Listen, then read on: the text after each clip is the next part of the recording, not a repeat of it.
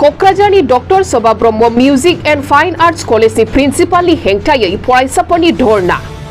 बिटिआरनि गाहाय सदर सहर क'क्राझाराव थानाय doctor Sabha Brahma music and fine arts कलेजनि गोरायुं लारलि ब्रह्मनि हेंथायै गोख्रों खुद्रिखांदों फरायसालिमानि फरायसा आफादा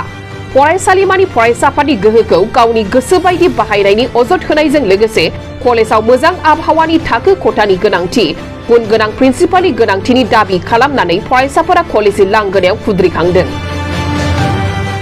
लोगोसे कलेजनि सोलिफु प्रिन्सिपाल लारलि ब्रह्मखौ प्रिन्सिपाल जानायनि योग्यता गैया होननानै बिफाननिफ्राय बोख्लायनो गोख्रों दाबि दैखांदों फरायसाफोरा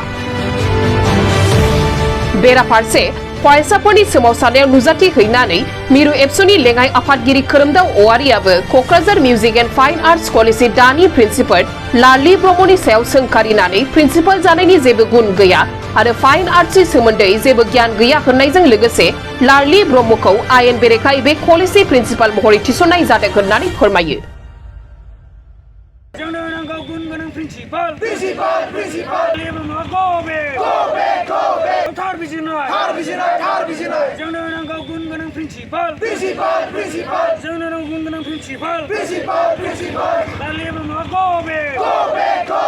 doctor Sabha Brahma music and fine arts कलेजाव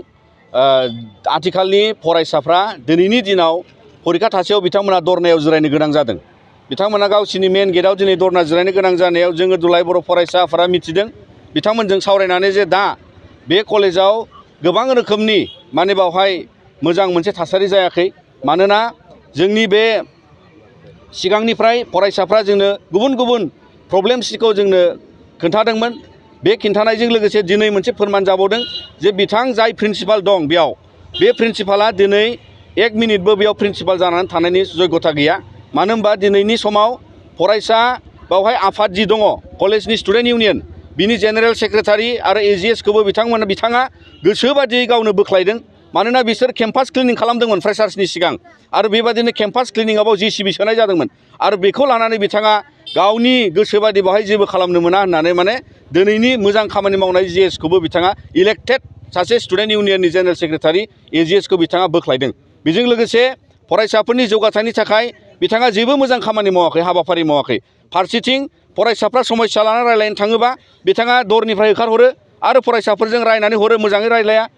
फरायसालिमानि बे अनुष्ठाननि बे फसंथाननि इसु रायलायनो थाङोबा फरायसाफोरखौ फेल खालामगोन माबा खालामगोन होननानै वार्निं हरो आरो बेजों लोगोसे जों मिथिगौ खुनु सासेबो फेकाल्टिजों बे सोलोंथाइ जौगाथायनि थाखाय बिथाङा जेबो सावरायनायाव लोब्बा लाया आरो बिथाङा मिउजिक एंड फाइन आर्ट्सनि जेबो बिथांनियाव गियान गैया होननानै जों मिथिगौ मानोना बिथांनि डिग्रिया बेयाव प्रिन्सिपाल जानायनि योग्यता गैयामोन बिथाङा जि कलेजाव बिथांनि मानगोनां बिमा मानगोनां बिथां बारग'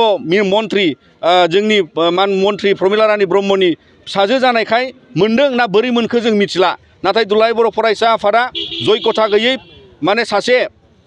सुबुंखौ बावहाय प्रिन्सिपाल हिसाबै दोननो नाङा होननानै जोंबो दाबि दैखांबोदोंमोन मानो होनबा दिनै बिथांनि बेबादि बेबहारजों लोगोसे बिथांनि बेबादि गियान गैयै माखासे थौब्ले गियानजों बे फसंथानखौ सामलायनाया दिनैनि थाखाय बिराद गिदिर जोंनाव भबिष्यताव माने फरायसाफ्रा मोनसे दुखुनांथाव कारियार एडभान्समेन्टनि थाखाय जेबो जानाय नङा दिनै इउनिभार्सिटिजों लोगोसे बिथांमोननियाव मार्कशिटनि इसु थायो बिथांमोननियाव कलेजनि सार्टिफिकेट इसुनि प्रब्लेम थायो बेखौ बिथाङा मोनसेबो समाधाननि लामा बरननो थाखाय दिनै बिथाङा सावराया दा बिनिखायनो दुलाराय बर' फरायसा आफादा जों गासैदि बिथांमोननि दाबि आरो बिथांमोनहा बिथांखौ बोखारनांगौनि दाबि देखायदों 100% बिथांखौ दिनै बे doctor Sabha Brahma music and fine arts कलेजनिफ्राय बोखारनांगौ आरो बेयाव गोदान योग्यता गोनां डिग्रि थानाय जाय पिएइचडि हल्डार बिथांमोनखौ बाय प्रिन्सिपाल खालामनांगौ लोगोसेयै गासै फरायसाफोरनि जे दाबि बेयाव क्लासरुमनि प्रब्लेम दङ